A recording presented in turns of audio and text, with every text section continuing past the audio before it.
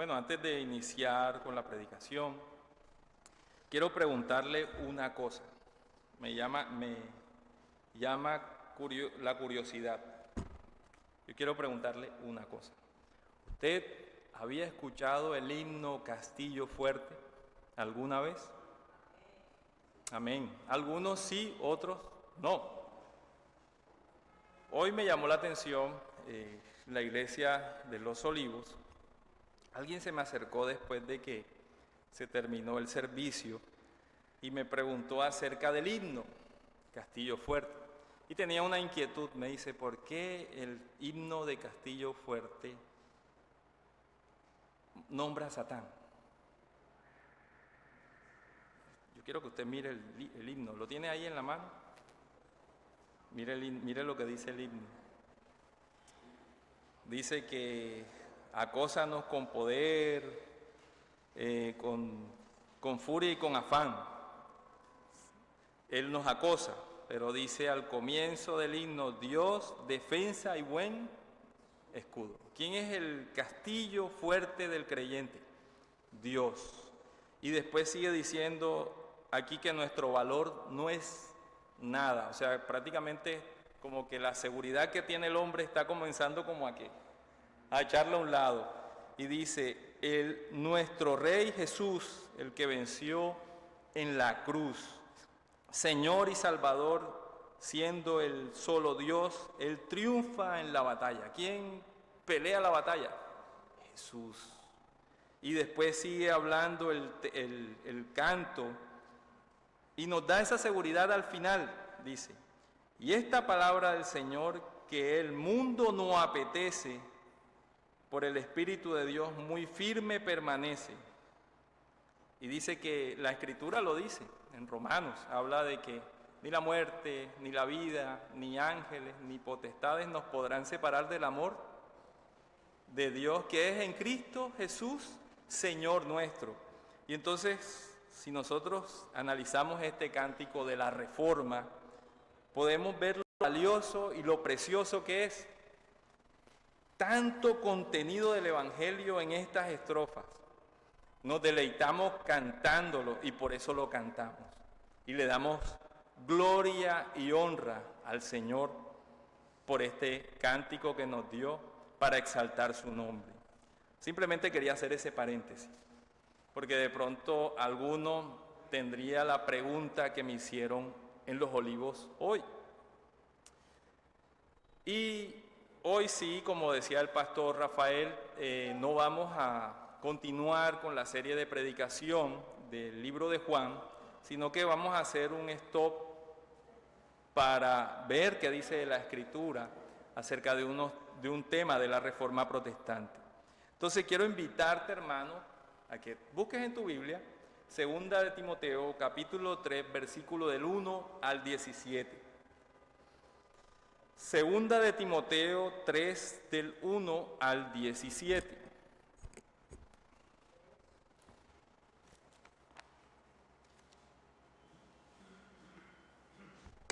Y tenlo allí, hermano. Vamos a orar y a pedirle a Dios que sea Él quien nos hable, que disponga nuestros corazones, que no estemos pensando tanto en votaciones, que no estemos pensando tanto en situaciones que van a pasar. Dios tiene el control de todas esas cosas. Enfoquémonos en lo que la Escritura tiene para cada uno de nosotros. Bendito Señor Dios, Padre, te damos gracias por tu palabra, Señor, porque en ellas nos muestra, Dios, cuánta necesidad tenemos de ti. En ellas nos muestra, Señor, todas las bendiciones, Señor, que tú tienes para con nosotros, Dios. Padre, te pedimos, Señor, que nos perdones, Dios, porque hemos desobedecido tu palabra. Perdónanos, Señor, porque no nos hemos conducido de acuerdo a ella. Te pedimos que nos ayudes, Señor, que pongas ese deseo en nuestros corazones de buscar tu palabra, Señor, así como la miel. Ayúdanos, Señor, a deleitarnos en tu palabra, Señor, y ayúdanos a poder vivirla, Padre. Te damos gracias, Señor, y te pedimos, Dios, que tú nos dirijas, Señor, en esta predicación, que seas tú quien nos hable a nuestros corazones, Señor, y que dispongas nuestros corazones para atesorar y vivir esta verdad. Te damos gracias. En el bendito nombre de Cristo Jesús. Amén. Bueno, yo sé que usted está ubicado ahí en 2 de Timoteo 3, del 1 al 17.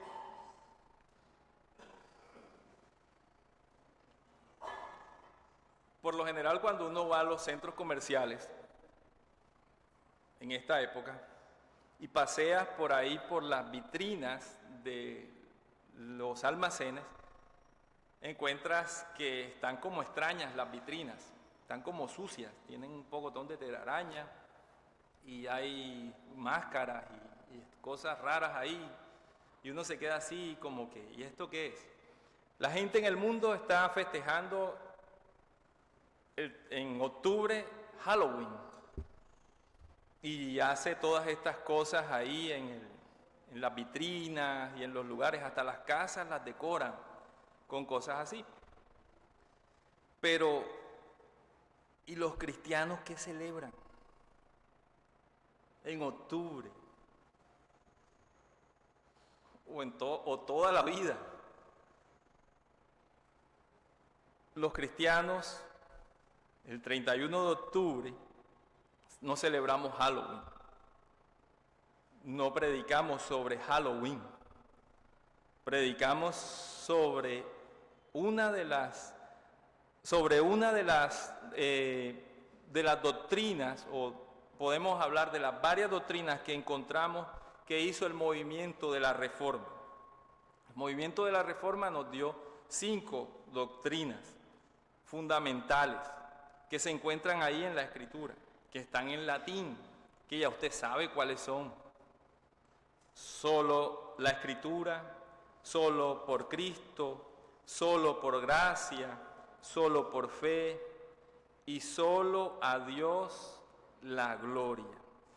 Y hoy yo me voy a enfocar en una, solo la Escritura. Y para eso estamos en el texto de 2 de Timoteo, capítulo 3, versículo del 1 al 17. Y usted va a decir, hermano, está largo, pero vamos a leerlo. 2 de Timoteo, capítulo 3, versículo 17. Vamos a ver qué nos dice la Escritura a nosotros ahí. Dice la palabra de Dios así. También debes saber esto, que en los postreros tiempos vendrán tiempos peligrosos, porque habrá hombres amadores de sí mismos, avaros, vanagloriosos, soberbios, blasfemos, desobedientes a los padres, ignorantes, impíos, ingratos, impíos, sin afecto natural, implacables, calumniadores, intemperantes, crueles, aborrecedores de lo bueno, traidores, impetuosos, infatuados, amadores de los deleites más que de Dios, que tendrán apariencia de piedad, pero negarán la eficiencia de ella. A estos evita, porque de estos son los que se meten en las casas y llevan cautivas a las mujercillas cargadas de pecados, arrastradas por diversas concupiscencias. Estas siempre están aprendiendo y nunca pueden llegar al conocimiento de la verdad. Y de la manera que James y Jambres resistieron a Moisés, así también estos resistieron a la verdad, hombres corruptos, de entendimiento réprobo en cuanto a la fe, mas no irán más adelante, porque su insensatez será manifiesta a todos, como también lo fue la de aquellos.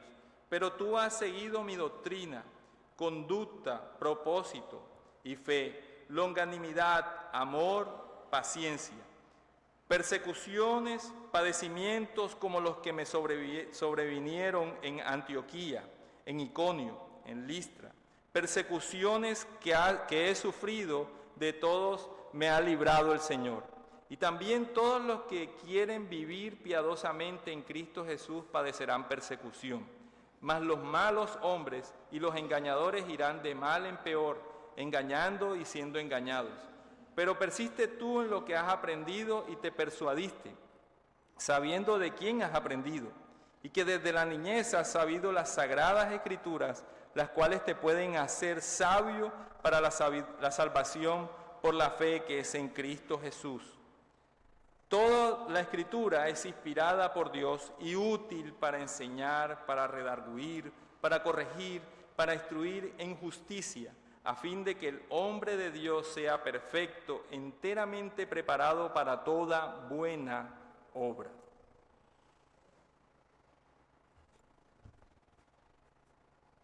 Martín Lutero comenzó la Reforma Protestante cuando clavó 95 tesis en la puerta de la iglesia del castillo de Wittenberg, el 31 de octubre de 1517.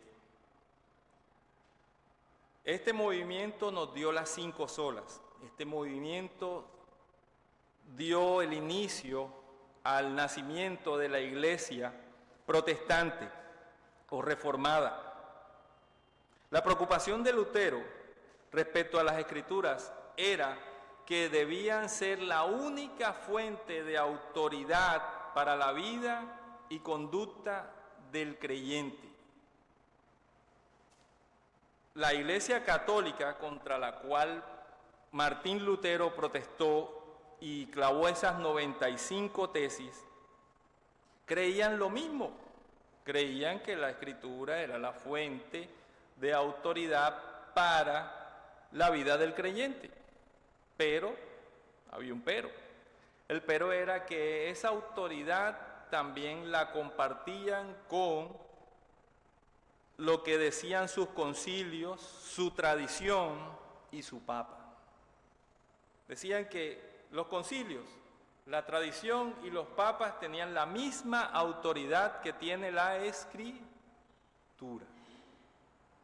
Eso era lo que decían los católicos romanos.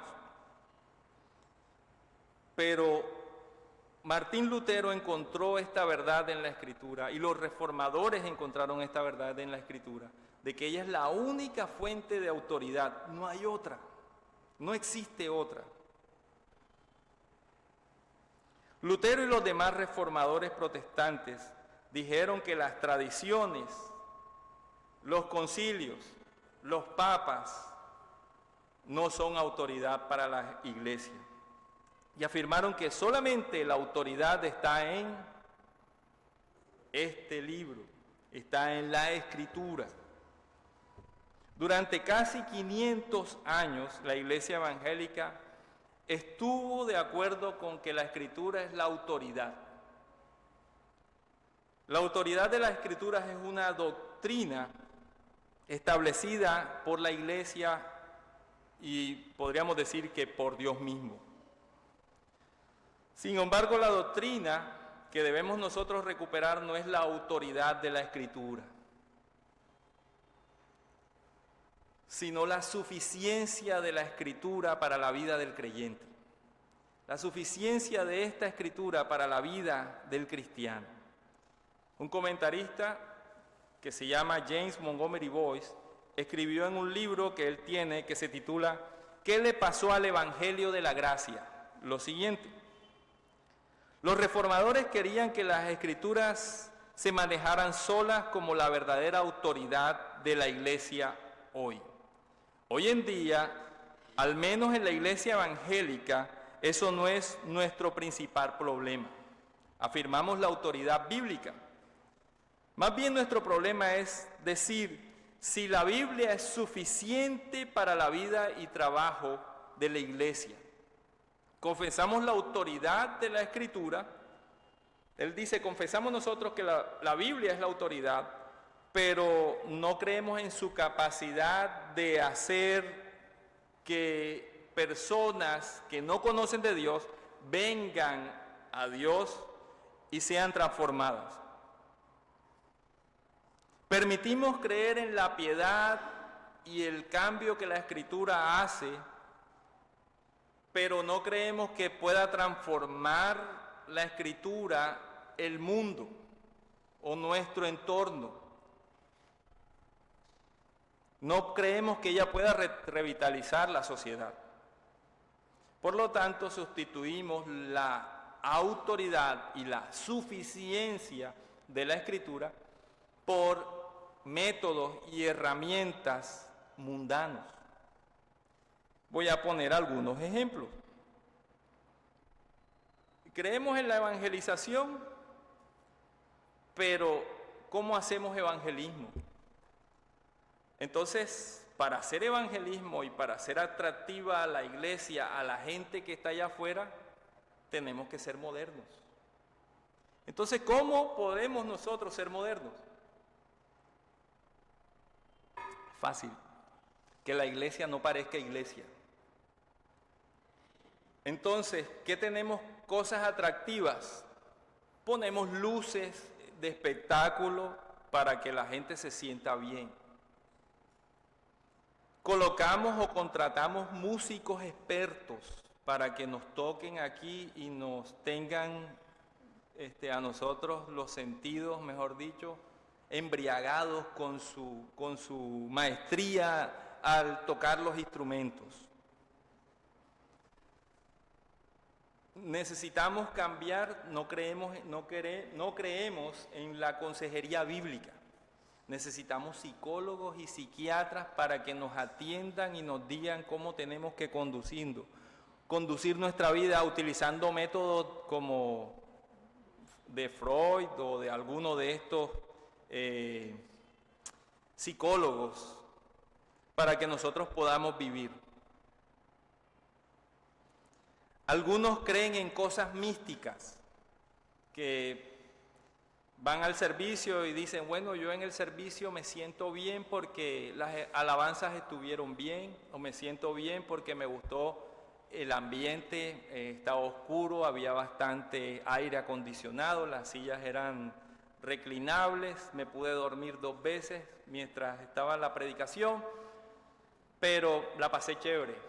De hecho, esta semana pasaba por delante del frente de una iglesia, ahí en La Murillo, y me causó mucha impresión algo que tenían escrito. Primero no parecía iglesia por fuera, parecía un consultorio. Y afuera tenía un eslogan en inglés que decía, ven a sentirte bien, ven a sentirte bien. Y cosas así. En otras palabras, en el siglo XVI la batalla fue contra aquellos que querían meterle a la autoridad de la iglesia otras cosas como concilios, papas y no sé, otras situaciones a esta verdad. Y se vino la reforma, pero nosotros en nuestros días, ¿cuál es la batalla? Contra aquellos que quieren usar los medios mundanos para alcanzar o hacer la obra de Dios.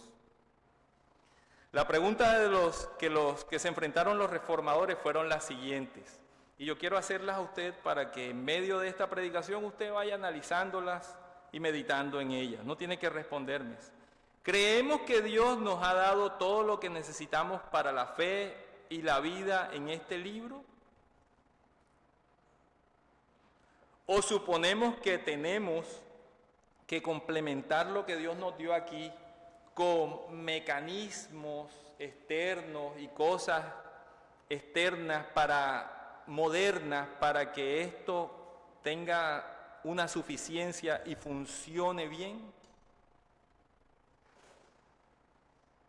Necesitamos meter psicología, sermones psicológicos, psiquiátricos, para que esos sermones lleguen a la audiencia y les cambien la vida. Si está padeciendo usted, como las propagandas, no sé si usted ha visto esas propagandas, sufre usted de dolores y calambres y torceduras y no sé qué, ya usted sabe qué medicamento es. Entonces, usted quiere que la iglesia sea así, usted le diga, usted está padeciendo esto y esto y esto otro, entonces usted necesita una predicación psicológica para que usted en su situación particular, ya sea de adicción a la pornografía o al sexo o a las drogas o problemas familiares o que se te está derrumbando el matrimonio, entonces tú necesitas un psicólogo o un psiquiatra que te atienda y que te dé todo lo que tú tienes porque tú eres un campeón, tú vas a salir adelante y te diga todo lo maravilloso que tú eres. tenemos que ver en la Escritura realmente lo que ella nos dice de nosotros, cómo realmente somos nosotros y que ella es suficiente para atender esas situaciones particulares que nosotros estamos viviendo. No importa el tiempo en que se esté dando, si estamos en tiempos modernos o si fueron allá en la antigüedad, la palabra es suficiente para liberarnos a nosotros de esas situaciones. Entonces, hermanos, yo quiero que usted me acompañe en el desarrollo de este estudio de 2 de Timoteo 3, del 1 al 17, donde nosotros vamos a poder ver que la Escritura contiene todo lo que tú necesitas, que Dios te dice para la fe y la vida. Y quiero que vayas al versículo 1, del versículo 1 al versículo 9, y mira lo que dice ahí cuando habla de que enfrentamos tiempos difíciles. Del 1 al 9. El apóstol Pablo advierte a un joven Timoteo de que van a venir unos tiempos de dificultad. Tiempos difíciles los va a afrontar en el versículo 1. Dice el versículo que vendrán tiempos peligrosos. Dice, habrá hombres amadores de sí mismos, avaros, vanagloriosos, soberbios, blasfemos, desobedientes a los padres, ingratos, impíos, sin afecto natural, implacables, calumniadores, intemperantes, crueles, aborrecedores de lo bueno, traidores, impetuosos, infatuados, amadores de los deleites más que de Dios. Algunas personas interpretan este texto para referirse que eso va a ocurrir cuando esté próxima la segunda venida del Señor. O sea que cuando esté próxima la venida del Señor, eso es lo que va a pasar. Sin embargo, note lo que Pablo le está diciendo a Timoteo. Le habla de que van a venir tiempos difíciles. Por lo tanto, los tiempos difíciles a los que Pablo se está refiriendo son esos tiempos que transcurren entre la encarnación y primera venida de Cristo y su segunda venida. La encarnación de la primera venida de Cristo y su segunda venida. En ese tiempo son los tiempos difíciles. Vivieron en esos tiempos difíciles los apóstoles, en esos tiempos difíciles los reformadores, y en esos tiempos difíciles, ¿quiénes más? ¿Nosotros estamos fuera de esos tiempos difíciles? ¿El Señor ya vino? Nosotros vivimos en esos tiempos difíciles a los que Pablo se está refiriendo a Timoteo. Esos tiempos difíciles eran ciertos para Timoteo, para Pablo, y ciertos para la iglesia de hoy. Y aquí lo increíble y lo tremendo que Pablo dice y aclara. Pablo en el versículo dice, tendrán apariencia de piedad, pero negarán la eficiencia de ella. Y habla de una apariencia de piedad. Está hablando de gente que está fuera de la iglesia. Dice, apariencia de piedad. Está hablando de gente o de personas que están en la iglesia. Se está refiriendo a no cristianos. Se está refiriendo a que están disfrazados dentro de la iglesia. Pablo no se refiere a no cristianos, la apariencia de piedad, porque cuando él habló de eso, dijo en Romanos capítulo 1, refiriéndose a los no cristianos, ¿cómo les decía? Él hablaba de ellos como impiedad. Por lo tanto, Pablo se refiere a los no cristianos en nuestro texto, no en nuestro texto, debe referirse a los cristianos que dice que tienen una supuesta apariencia de piedad. Y entonces mira lo que dice aquí. El problema está aquí.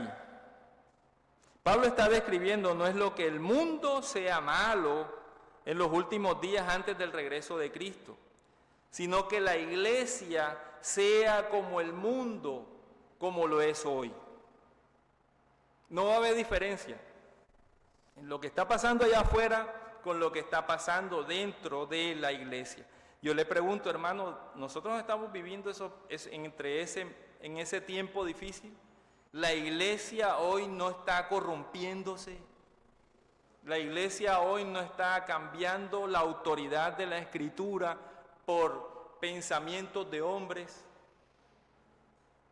Lo está haciendo y se está desviando cada vez más. Lo está haciendo y se está desviando tanto que hoy en día a lo que era malo le dicen que es bueno. Y que puedes tener en la iglesia, hay iglesias en Estados Unidos que hacen esto, tienen pastores homosexuales o pastoras homosexuales. Y tú te quedas así, oye, eso no lo dice la Biblia. Pero ellos lo dicen porque sus pensadores dicen que eso es así, que esto es un mito, que esto no tiene autoridad ni poder y que no es suficiente para la vida del creyente. Entonces tienen que meter estas cosas para argumentar sus pensamientos. La iglesia será indistinguible en el mundo, será indistinguible del mundo y será igualmente corrupta si nosotros miramos por debajo de lo que se ve en la superficie. Entonces, ¿qué tenía que hacer Timoteo cuando se refería a los tiempos difíciles que se avecinan? ¿Qué iba a hacer Timoteo cuando se enfrentara a estas cosas? ¿Qué va a hacer la iglesia de hoy cuando se está enfrentando a estas cosas? Pablo le habla a Timoteo en este texto de una clave, una llave que él ya tiene. Pablo simplemente se la recuerda a Timoteo.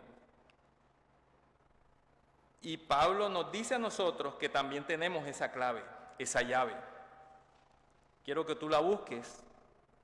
Y esa llave está en los versículos del 10 al 17. Y ahí está el segundo punto. ¿Creemos nosotros firmemente en la palabra de Dios? ¿O estamos creyendo por costumbre, por tradición, porque no sé, tantas cosas que la gente se puede argumentar para creer? ¿Estamos creyendo fielmente que esta verdad nos transforma la vida? Mira lo que dicen los versículos 14 y 15. Pablo le da la llave a Timoteo, le recuerda la llave que ya tiene a Timoteo. Pero persiste tú en lo que has aprendido y te persuadiste sabiendo de quién has aprendido, y que desde la niñez has sabido las sagradas escrituras, las cuales te pueden hacer sabio para la salvación por la fe que es en Cristo Jesús. Ahí está. ¿La llave cuál es? La palabra de Dios. La palabra de Dios contiene todo lo que tú necesitas para afrontar las situaciones que tú estás viviendo. Que tú en tu cabeza piensas que tus situaciones son más difíciles y que necesitas un psicólogo. La palabra de Dios es suficiente para ayudarte en esa situación. De matrimonio, de adicciones, de situaciones de relación, la palabra de Dios es la única y suficiente para ayudarte en esas situaciones. Y Pablo le recuerda a Timoteo y le dice esto: yo quiero hacer un paréntesis y tomar como ejemplo a Cristo Jesús para mostrar dos puntos en que la palabra de Dios es suficiente para la iglesia. En dos puntos en que la palabra de Dios es suficiente para la iglesia. Y el primer punto lo encontramos en que la palabra de Dios es suficiente para el evangelismo, para hacer evangelismo.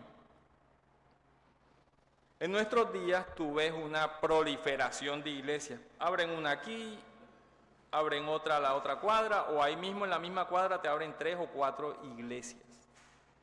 3 o 4 iglesias en la misma cuadra. Estas personas se preocupan por ganar almas para Cristo, llevarles la palabra, para que se conviertan a Cristo.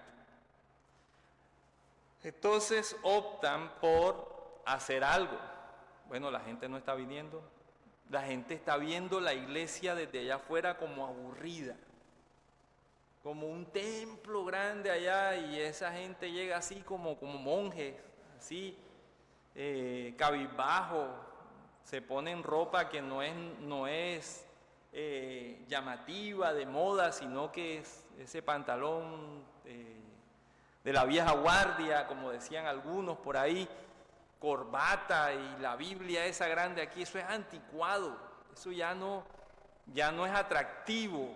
Entonces, ¿qué tenemos que hacer? Tenemos que hacer unos cambios. Entonces, el servicio está coreografiado, una buena coreografía. Inventan ministerios que no existen, como el ministerio de las danzas. Yo no he visto en el Nuevo Testamento que Jesús instituyera un ministerio de danzas, pero se lo inventan, porque eso es atractivo para atraer a la gente que está allá afuera. Contratan músicos profesionales para que toquen aquí, y cuando es el culto, la predicación, los músicos profesionales se salen y se van a tocar otra moña en otro lugar porque allá les pagan más. Van al culto y se tocan 4 cultos, 4 servicios y se ganan una moña. Así le dicen porque conozco unos que dicen eso. Algunos no son ni cristianos. Iluminación 1A, robótica, mejor dicho, una consola robotizada que cuadra todo. Si se le sale el gallo al pastor, hasta se lo arreglan. Y cosas así. Quieren ser muy llamativos. Incluso algunos hacen obras de teatro, mimos, payasos. Hasta los pastores se preparan y se compran el traje del hombre araña, de Spider-Man, para venir a predicar. Y tú ves todas estas cosas porque ellos están haciendo evangelismo. Están ayudando al Señor a hacer evangelismo. Pero la Escritura nos dice la única forma en la cual uno puede hacer evangelismo. Primera de Pedro, capítulo 1, versículo 23. Primera de Pedro, capítulo 1, versículo 23, nos dice cuál es la única forma en la cual nosotros podemos hacer evangelismo. Ella es suficiente. Ella no es la autoridad y es suficiente para hacer evangelismo. Mira lo que dice. ¿Ya lo tienen ahí, hermanos? ¿Ya están ahí?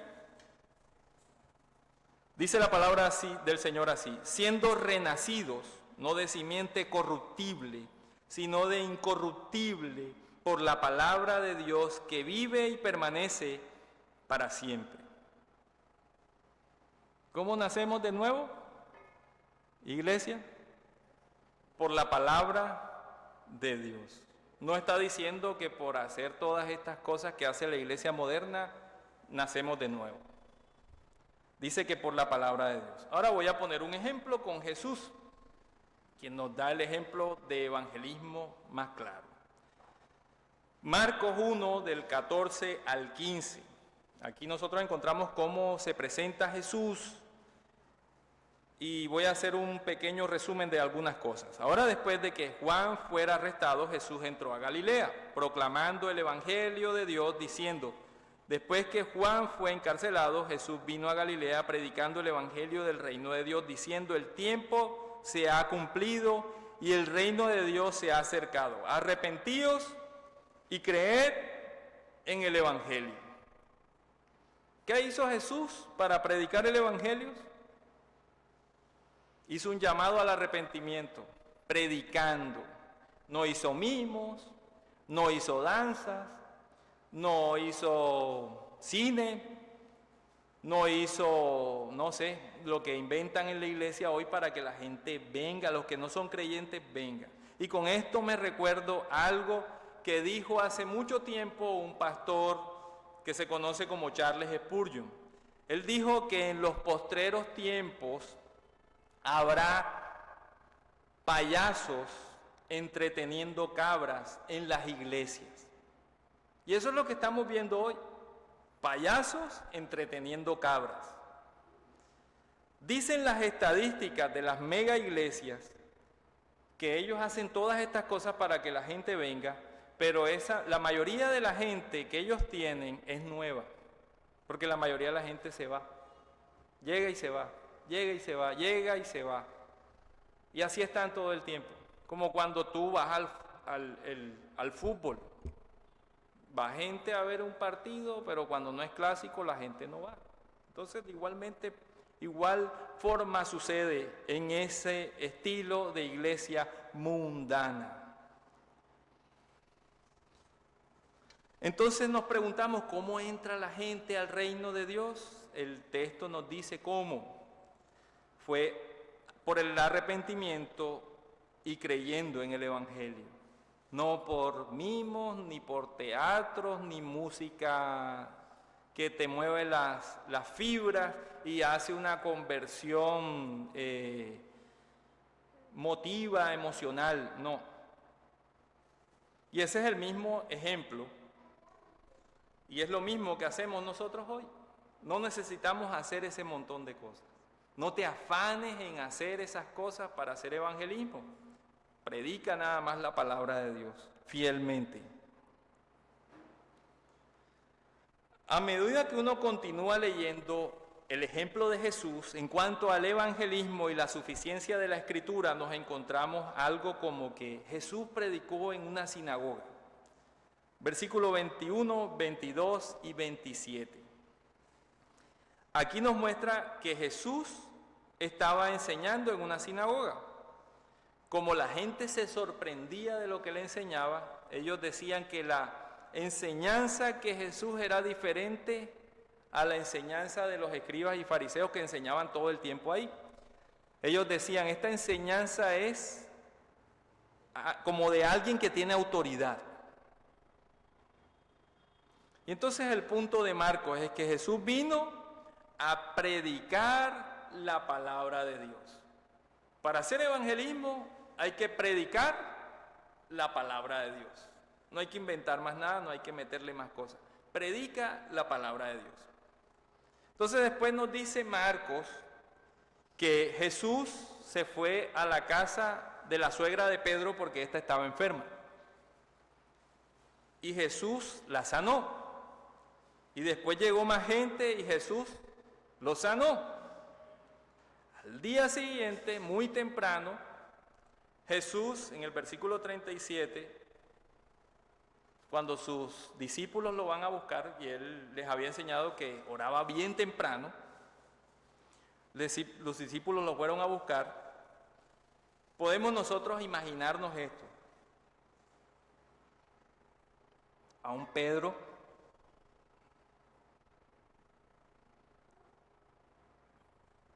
podríamos decir que llega donde Jesús y le dice, Señor, Señor, te buscamos porque aquí tenemos una multitud. De pronto tú no te diste cuenta cuando tú estabas enseñando, pero cuando tú enseñaste en la sinagoga, nosotros contamos que habían 20 personas escuchando la enseñanza. 20 personas. Pero cuando tú viniste a la casa de mi suegra y la sanaste, se sanó y vino una multitud. Y ahora la multitud es más grande.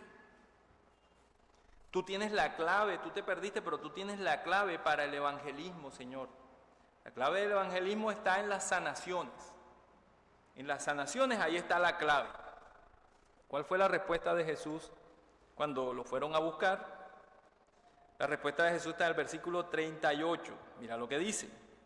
Él les dijo, vamos a los lugares vecinos para que predique también allí, porque a esto he venido. Eso es interesante porque Jesús no se negó a sanar, él sanó a esas personas, pero su ministerio de evangelización era ¿cuál? Predicando la palabra de Dios. predicar la palabra de Dios. Entonces, la palabra de Dios es suficiente para que nosotros hagamos evangelismo. No necesitamos meterle evangelismo de otras índoles a lo que ya Dios ha establecido. No necesitamos inventarnos cosas para esto. Ahora, segundo punto, de ese punto que estoy hablando, la palabra de Dios es suficiente para transformar nuestra cultura. Es suficiente para transformar nuestra cultura. Usted puede ver la cultura colombiana. ¿Cómo definía la ley hace años el matrimonio en Colombia? ¿Cómo se definía según la ley? Dice que el matrimonio, dice la ley, yo me puse a buscar ahí, la ley colombiana decía que el matrimonio era entre un hombre y una mujer. Y ahí se constituía el matrimonio. Era un contrato entre un hombre y una mujer y ahí se constituía el matrimonio.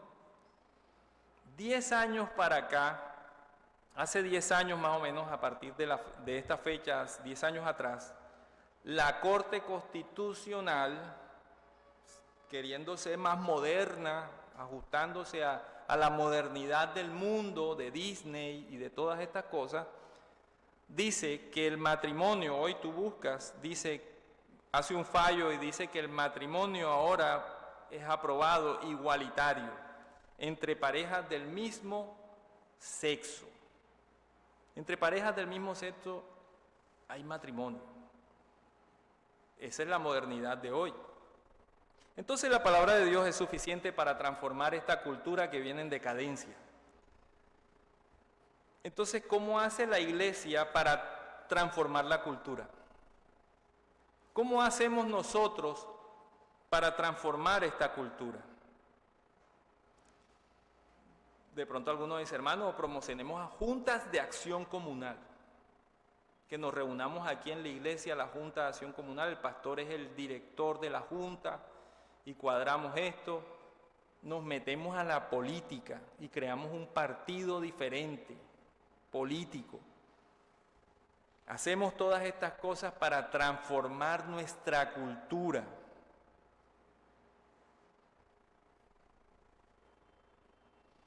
La única manera en la cual nosotros podemos transformar la cultura está aquí, a través de la Escritura. A través de la Escritura. La única forma que existe es esta, no hay otra.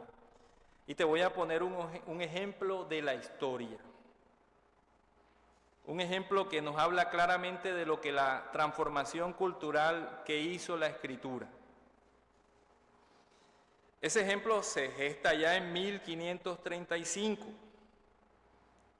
Había una ciudad grande, ahí muy a la vanguardia en ese tiempo, Ginebra, Suiza. Ellos decidieron romper con el catolicismo romano y se vinieron a la Reforma y comenzaron a tratar de hacer unos cambios. Dijeron, bueno, si la gente se cambia a la Reforma, vamos a cambiar. Alineamos la ciudad no con Roma, sino con la Reforma. Pero ¿sabes qué pasó? No pasaba nada. No había cambio. Esta ciudad se caracterizaba por cosas como disturbios, juegos de azar, bailes indecentes, embriaguez, adulterio y vicio en exceso. Se podría decir, y hay registros de que algunos de sus habitantes en ese tiempo salían desnudos cantando blasfemias contra Dios. Entonces el consejo de la ciudad comenzó a trabajar en colocar leyes para contener esta situación. Pero ¿sabes qué pasaba? No pasaba nada. Ellos seguían en su carnaval. Seguían disfrutando su situación. El consejo hizo una sola cosa bien. En el año de 1535-36, llamó a un predicador para hacerlo el predicador principal de la ciudad. Ese predicador era Juan Calvino. Juan Calvino llegó y comenzó a predicar la palabra de Dios, no tenía nada más y predicó la palabra de Dios. En 1541 lo despidieron, no le pagaron el primer año. Se regresó a donde él estaba. La misma gente, después de que no veía cambio, lo volvió a llamar. Calvino llegó nuevamente y comenzó a predicar la palabra justo donde la había dejado. Ahí comenzó a predicar la palabra Juan Calvino. Predicó y predicó acerca del Evangelio. Predicó acerca de esta palabra de transformación. ¿Sabes qué inició ese movimiento de reformación con Calvino? La gente de Ginebra comenzó a cambiar, comenzó a entender lo que la Escritura decía para su vida. Comenzó a darse cuenta que la Escritura, lo que decía la Escritura, era real. Y comenzaron a cambiar. Se gestaron cambios como que en esa ciudad era caracterizada por muchas pestes que se daban. El Consejo creó unas leyes y estableció unas leyes de sanidad para la ciudad, para el manejo de enfermedades. Se creó un orfanato y se crearon otras instituciones como hospitales para atender la situación de los más desfavorables. A los mendigos no se les dejaba salir a la calle. Tenían un lugar donde podían estar y podían recibir bienestar. Eso siguió avanzando y Calvino comenzó a enseñar acerca de la importancia y el valor del trabajo a estas personas. La importancia del valor y el trabajo para ellos y que eso que obtenían era un agradecimiento por lo que Dios les proveía. Entonces, su economía comenzó a cambiar. Se involucraron y se hicieron negocios con el uso de la seda y de otros textiles. Estas personas dejaron de ser una ciudad que se caracterizaba por las cuestiones del mundo, del trago, de todas estas cosas, de los vicios, y se comenzó a caracterizar por un movimiento que transformaba la sociedad, que generaría otras transformaciones. Su economía creció. También se preocupó por la educación y comenzaron a trabajar en educación en todos los niveles, para todas las personas.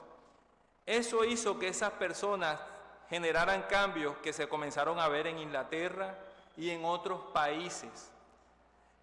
Esos cambios que generó la predicación de la palabra en Ginebra y que transformó esa sociedad, nos llegaron a nosotros con las personas que vinieron al Nuevo Mundo. Aquí nosotros podemos ver algo que Calvino encontró en ese texto que nosotros leímos esta mañana. Algo que Pablo le decía a Timoteo y que le decía que persistiera en ello, en la suficiencia de esta Escritura para su vida y para su transformación. ¿Cómo nosotros vamos a transformar nuestra sociedad?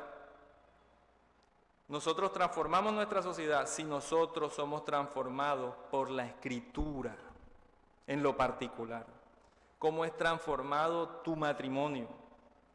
¿Cómo es transformada tu relación con tus hijos?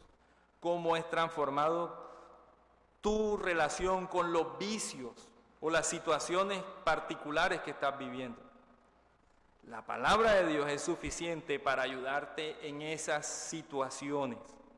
No necesitas cosas externas, no necesitas otras cosas. Solamente necesitas lo que los reformadores decían, sola escritura. Solamente la escritura es suficiente para nuestra vida. No necesitamos meternos en política porque solamente a través de la predicación del Evangelio nuestra cultura cambia. Nuestra cultura va a cambiar. La palabra de Dios nos muestra claramente este llamado y nos muestra que ella es suficiente y única. La pregunta para nosotros hoy es, ¿tú crees que la Escritura es la palabra de Dios? ¿Tú crees que esta Escritura es suficiente para ayudarte en las situaciones particulares que tú estás viviendo?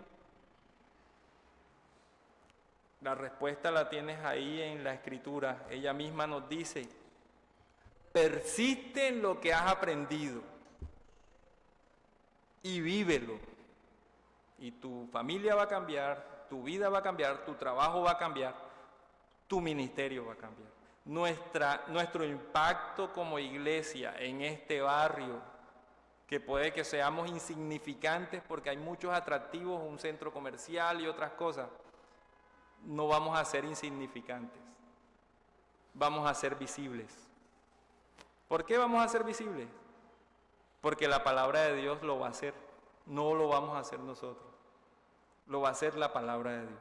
Hermano, te dejo que medites en esta verdad y te pido que le demos gracias a Dios y que nos pongamos en pie y que recordemos de dónde venimos nosotros y por qué nos llamamos reformados. Bendito Padre eterno, Dios, te damos gracias, Señor, por tu palabra. Te damos gracias, Señor, porque tu palabra es suficiente para transformar nuestras vidas. Es suficiente, Señor, para llevar el Evangelio. Es suficiente, Señor, para predicar este glorioso Evangelio, Señor. Sin mañas, sin añadiduras humanas, Señor.